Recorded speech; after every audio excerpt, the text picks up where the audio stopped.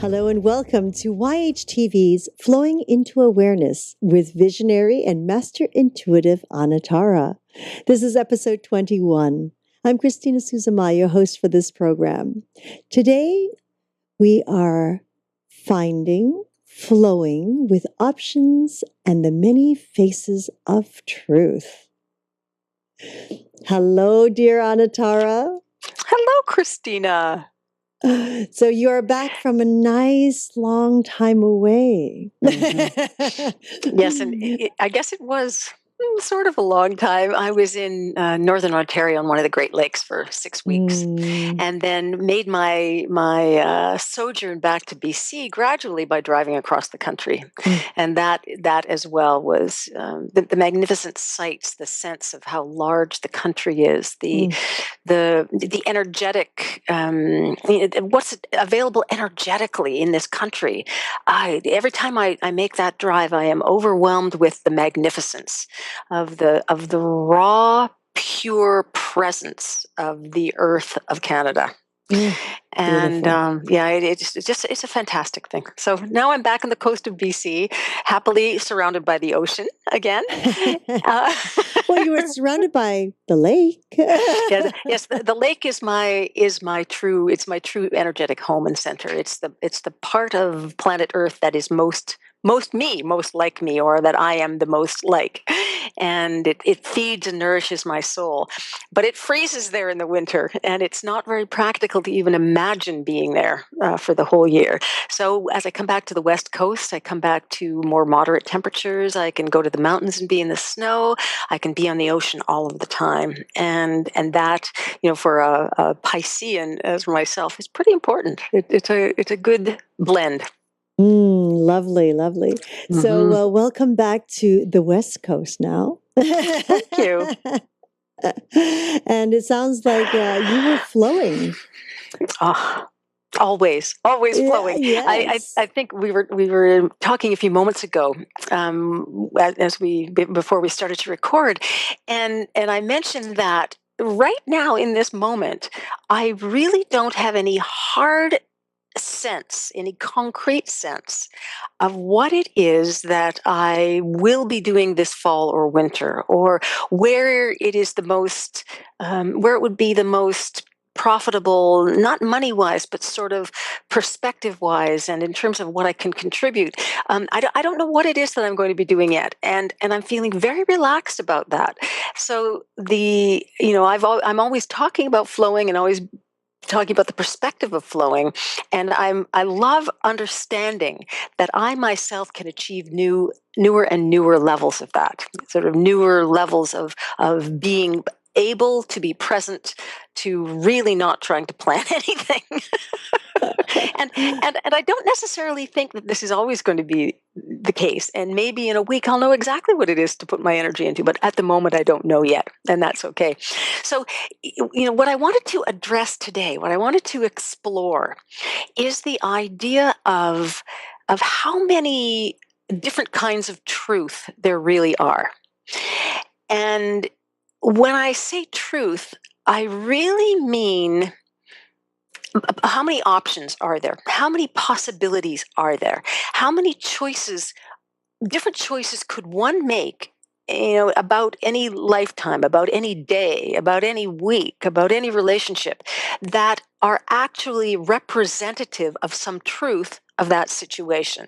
So that was a long way to really say that we get caught in believing that we have to do something, that we have to have something, that we have to be successful in a monetary way, or if we're in college or university, that we have to have good grades, or that we have to own a house by a certain time in our lives. And what would it be if all of those options are elements of truth? And what would it be like if it doesn't really matter which one of those we choose? So more than anything, I'm talking about being able to, in a non-concrete way, evaluate the most effective or the most harmonious thing to choose in any given moment. Was struck a couple times this summer in speaking with friends and colleagues that they were very, very driven by having a concept of a particular truth for themselves. So they thought, I've been in a job for 10 years. My goal at the end of this 10 years is to be the best that I can in my field.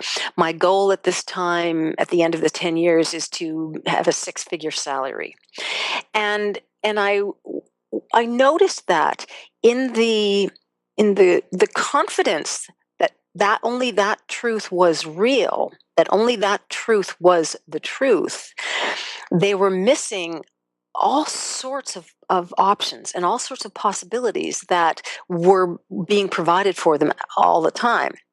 And that in their limited thinking that there was only one truth that really applied to who they were and the stage of their life that they were at, that they were pigeonholing themselves into sort of having their feet anchored in cement. you know, Yes. things were becoming too concrete. Things were becoming too black and white. They were solidifying in their physical beings and in their hearts because they only believed that one truth was possible. So I would say that in general, the Western perspective, Western culture's perspective on truth, is that only one thing can be true at a time. And we teach the kids in schools that this is right and this is wrong. And I've also noticed that even in mathematics, you think about quantum physics and you think about certain kinds of mathematics, more than one truth is revealed all the time. Mm-hmm. So why not start to allow ourselves to collect truths that which combined together are our truth? And wouldn't it be wonderful if that truth, that bundle of truths, moves and flows and flexes with everything else that's going on around us? So my heart was attempting to speak to my friends and say, you don't have to be that caught. Your feet aren't really in cement. Yes, you can achieve your tenure at whatever it is that you're doing. And then what would you like to do with it? Maybe it's not just that one option or that one truth that you've been holding on to that's what you need or want. Maybe there are other truths to add, to mix in your basket, in your ball of truths, so that more can happen for you. When we look at truth as being only one thing, when truth is white and pain and suffering is black, or however you want to look at opposites, what if we didn't have to believe that there was a scale that had endpoints on it? What would it be like if we didn't have to say one option is possible or the other option is possible? What would it be like if truth was a flexible, moving river, a flexible, moving wave, a flexible flow of the movement of options and possibilities? And what I mean by what would it be like? I really mean, how would your being feel? How would your personality feel if you weren't stuck in what you thought was true? If you were able to say, I like the idea of this particular truth, and I'm going to see what else is also true. So it's a play on the word true. It's a play with the idea of what's acceptable and what's not acceptable. And more than anything, it's a willingness to listen and to be open to different truths for yourself, and therefore different truths for others as well. Okay, wow, that's multi-layered today, Anatara.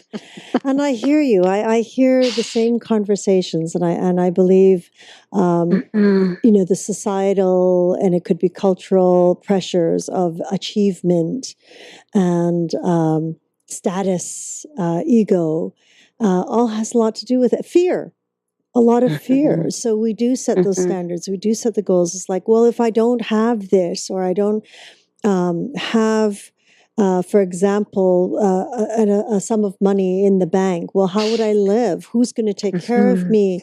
Social Security is running out.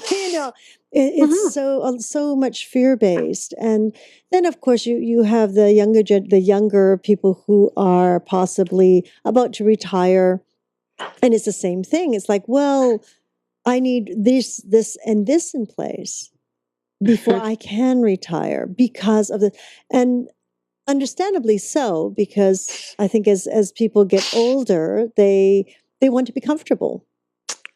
Of course we They do. want to become because they want to be comfortable. They want to be sort of have what they would call a senior nest egg, possibly. Yeah. Well, it's not such a strange concept to feel safe, is it? That's right.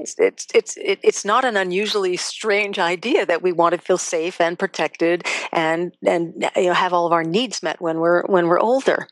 And I was thinking as you were speaking when you mentioned ego, I had a very interesting conversation with a friend this summer who was looking at what is said about the ego.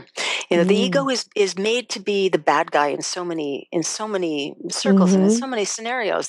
This misleading ego that wants us to believe one thing when really there's all this other universal truth and love out there that the ego feels threatened by. And this friend said to me, "We're here. We're people on this earth. How could we have been brought to this experience with something that's as bad as people say the ego is?" So that took me into a series of wonderings and wanderings about what the ego really is and about the truth of what the ego really is. And we know that the ego is very important because it gives us signals. It interprets certain things and it tells us if we're in danger, and it reminds us of past experiences. And wouldn't it be amazing if the ego can really be a partner, a partner in truth, a partner in establishing and helping decipher what some of those truths are that are available to us. So let's not run screaming and yelling away from the ego. um, let's make a friend out of it, understand it, not rely on it for everything. Not all. Don't use it as the main form of interpretation for all information. But let's flow with the ego and what the ego has to tell us, and find a way to realize that we will never know, what the whole truth of anything is, Mm-hmm. ever, Mm-hmm. ever. I and agree. Yes. and we don't need to. There you go. That's another piece. I do believe that our linear minds tend to take over because we just want to know. We Mhm. just want to know so we can be prepared. Precisely. And the ego has a big branch Hmm. that format of being prepared and needing to know. Hmm. Hmm. Absolutely. Oh, Absolutely. Ah, what a lovely moment, Anatara. And I am very much in alignment with what you've said about allowing things to flow, trusting, just mhm, believing in oneself and really getting to know oneself mhm, and allowing the morphing to happen, mhm. and going through all these levels and flowing through it as opposed to setting it. And exactly. And remembering that my truth doesn't make your truth wrong. Hmm. It's critical. That's lovely. That's very lovely the way you said that. This is my truth. Oh, what a wonderful moment. Thank you, Anatara. This is, I know, this is a subject that I know will come around again because there's much to say about it. There is truly, um, in each of the areas that you spoke about today, I do believe you could even get further in depth and the discussion can go further. So we will. We will. Yeah, we will. Thank you so much for this lovely moment. And we would like to thank each and every one of you for joining us in this new platform of education and information. We're grateful for your continuous support and look forward to hearing your feedback on how we can serve you better. We invite you to join us live Tuesdays for Magical Medical Tour at 10:30 a.m. Pacific, 1:30 p.m. Eastern. Wednesdays for Trinity of Life at 11 a.m. Pacific, 2 p.m. Eastern, followed every other week with Flowing into Awareness with Anatara. I'd like to remind you that you can connect with Anatara by following her on Twitter at Anatara and, of course, through her own site, anatara.ca.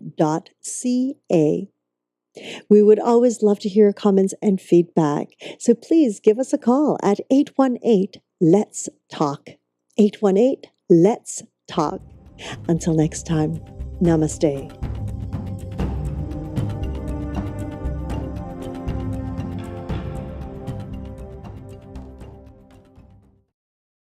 YHTV's Trinity of Life. Come join me, Christina Suzama, as I journey to find the many modalities that support individuals, from children to adults to elders, with topics ranging from health and wellness, meditation, and inspirational stories.